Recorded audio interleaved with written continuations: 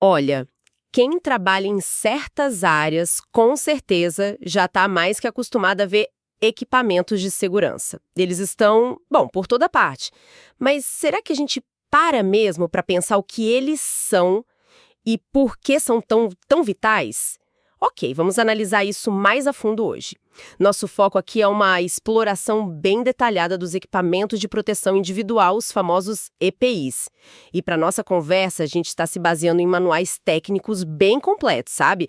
Um do Instituto Federal do Rio Grande do Sul, outro da Universidade Federal de Viçosa e, claro, na norma regulamentadora número 06, a NR6, que é quem dita as regras para EPI aqui no Brasil. A ideia é deixar bem claro o que são, por que são essenciais e destacar uns pontos-chave para quem usa ou para quem fornece esses equipamentos.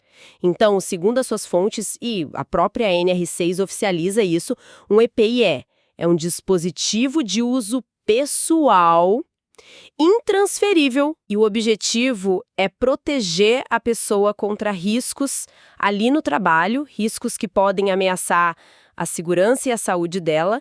A lei exige isso em muitas situações. Uhum. E o ponto interessante aqui, eu acho, é entender a função exata do EPI. Ele não vai impedir o acidente de acontecer, sabe?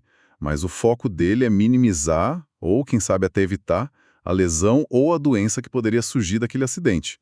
Muita gente talvez pense no EPI como a primeira linha de defesa, né? Mas, na verdade, ele é o último recurso.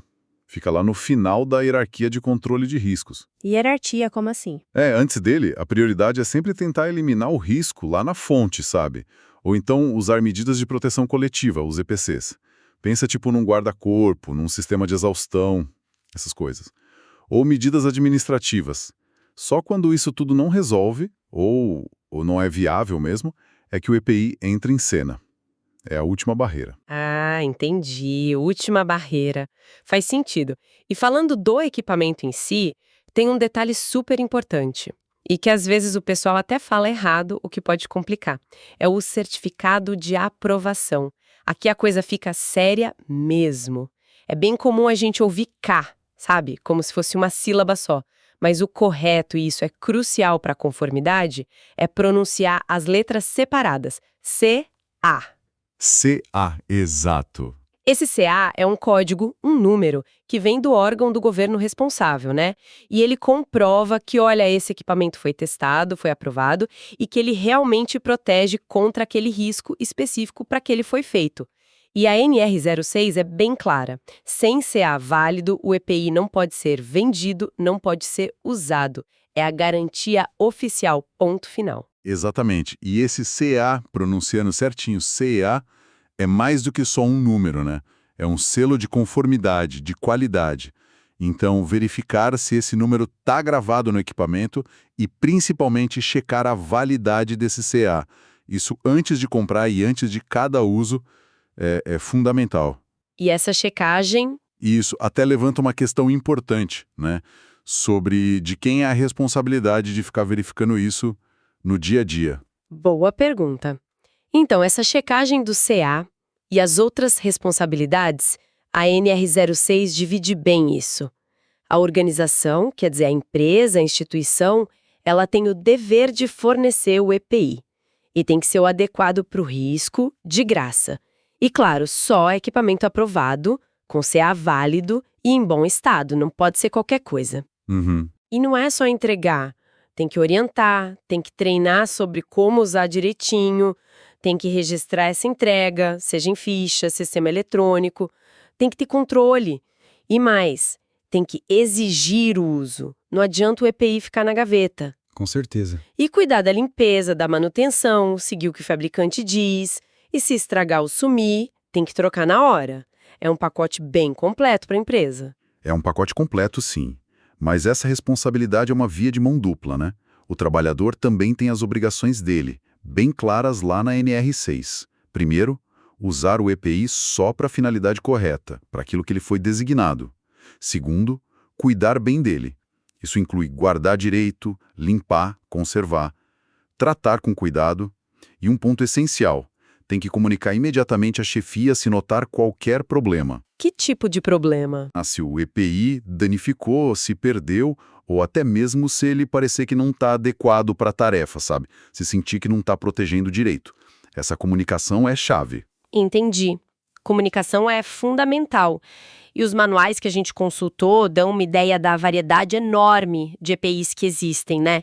Sem precisar listar todos aqui, mas eles cobrem desde quem manipula químicos perigosos, quem trabalha em altura, mexe com eletricidade, faz solda, até umas situações que a gente talvez nem pense de cara, tipo em cozinhas industriais ou quem manuseia arquivos antigos que pode ter risco biológico, poeira, é bem amplo. Sim, é muito amplo. E escolher o EPI certo, bom, não é assim tão simples. Depende muito da atividade específica, claro, da análise dos riscos envolvidos, se é físico, químico, biológico, ergonômico, de acidente. Mas também tem que pensar no conforto para quem vai usar, né? Ninguém aguenta usar algo que incomoda o dia todo, e se ele funciona bem junto com outros EPIs que a pessoa precisa usar. E a troca? Tem um prazo de validade fixo? Então, a substituição. Não tem uma regra única universal, tipo data de vencimento de iogurte. Varia bastante. A inspeção visual antes de usar, todo dia. Essa é a primeira linha de defesa. Viu algum desgaste, algum dano? Já é um sinal. Além disso, tem as recomendações do fabricante. Por exemplo, filtro de aspirador satura, tem que trocar. A própria validade do CEA daquele lote específico. O desgaste de um calçado de segurança, de uma luva, tudo isso indica que chegou a hora de substituir. Não dá para arriscar. Faz todo sentido. Então, resumindo o que a gente tirou de mais importante dessa nossa análise, fica bem claro que o EPI é uma ferramenta individual de proteção, assim, crucial. Essencial. Que o CA válido, lembrando, CA, letra por letra, é aquela garantia indispensável de que ele realmente funciona, que protege, e que a segurança, no final das contas, é um compromisso de todo mundo. Quem fornece tem que garantir as condições, quem usa tem que fazer a sua parte. Exatamente. E para a gente fechar, queria deixar uma provocação, uma reflexão. As normas, os certificados, como o CEA, os equipamentos em si, tudo isso forma a base técnica, a base legal. É indispensável, claro. Mas a pergunta é, será que basta seguir a regra?